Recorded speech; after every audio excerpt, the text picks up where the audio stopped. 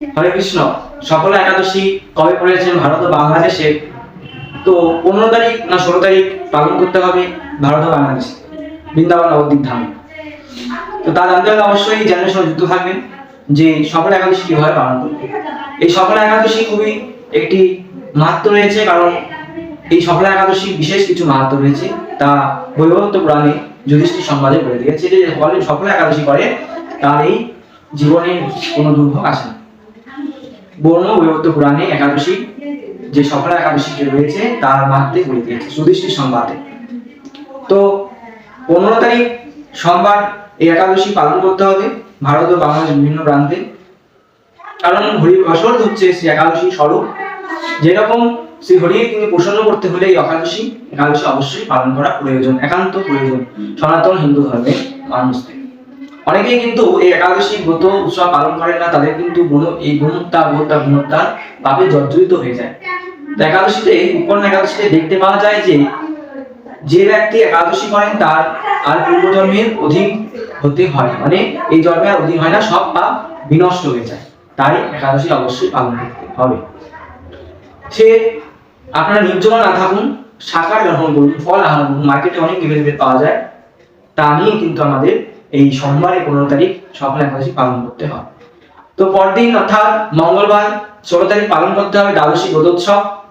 তো অবশ্যই দ্বাদশী ব্রতোৎসব পালন করা প্রয়োজন। দ্বাদশী ব্রতোৎসব যে ব্যক্তি করে না তার কিন্তু সেই একাদশী আগের দিন বিফল হয়ে যায়, কারণ একাদশীও যেমন তদ্রূপ খুবই একটি কার্যনীয় বিষয়, দ্বাদশীও তার থেকে বেশি জীবন বিষয়।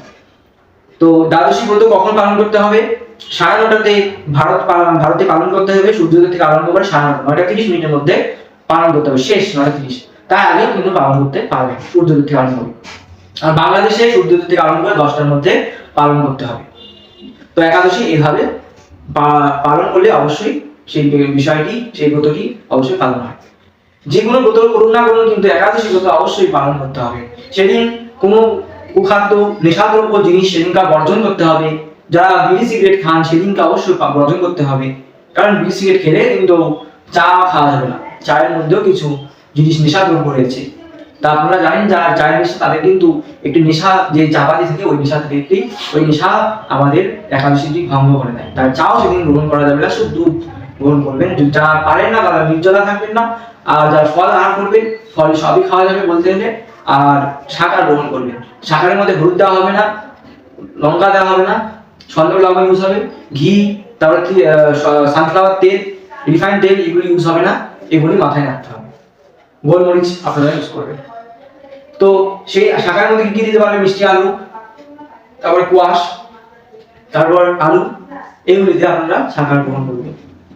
তো এইভাবে ব্রত করলে অবশ্যই ফল প্রাপ্ত হয়। আর যদি নির্জলা থাকেন তাহলে কিন্তু অনেক সুন্দর ফল হয়, কারণ একাদশী কিন্তু আমাদের না খেয়ে থাকা।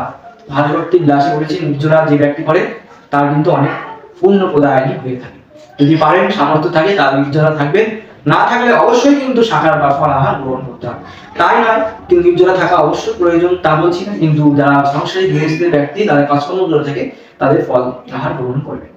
তো এবার বসে রয়েছে কখন গ্রহণ করবেন? 12টার পর, এক বেলা সমাপ্ত হওয়ার পর তারপরে আপনি গ্রহণ করবেন।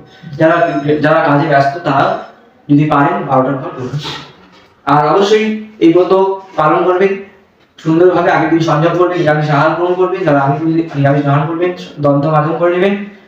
আগের দিন কোনো রক্তক্ষরণ দেহ থেকে বেরোতে দেওয়া যাবে না, কারণ যে ব্যক্তি তার দেহ থেকে রক্ত বের হয় তার একাদশী বিফল হয়ে যায়। তার রক্ত দিকে একটু খেয়াল রাখতে হবে।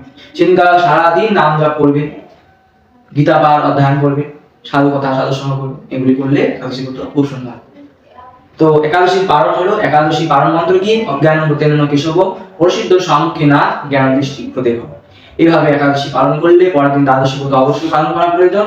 9:30-এর আগে আর 10টার মধ্যে বাংলাদেশে পালন করতে হবে, মানে 8টার মধ্যে পালন করে নিতে পারবে। তো এইভাবে যদি একাদশীটি পালন করে সকল একাদশী নিজের যে জীবনে সফল অবশ্যই হওয়া যায়, তার প্রতি এই একাদশী ব্রহ্মবিবর্ত পুরাণে দেখা গেছে। সকল একাদশী কিছু না কিছু মাহাত্ম্য রয়েছে, একাদশীর সকল একাদশীর এই মাহাত্ম্য। তো এই চ্যানেলটিকে শেয়ার করবেন যত পারবেন, আর অবশ্যই চ্যানেলটিকে সাবস্ক্রাইব, পাশে থাকা বেল আইকনটি অল প্রেস করবেন। ভালো লাগলে অবশ্যই লাইক করবেন। আর যদি অন্য কোনো ভিডিও যদি জানতে ইচ্ছা করে তাহলে অবশ্যই কি কমেন্ট করবেন, যেন নতুন ভিডিও যদি আপনাদের দিতে পারে। ভালো থাকুন, সুস্থ থাকুন। জয় হিন্দ, হরে কৃষ্ণ।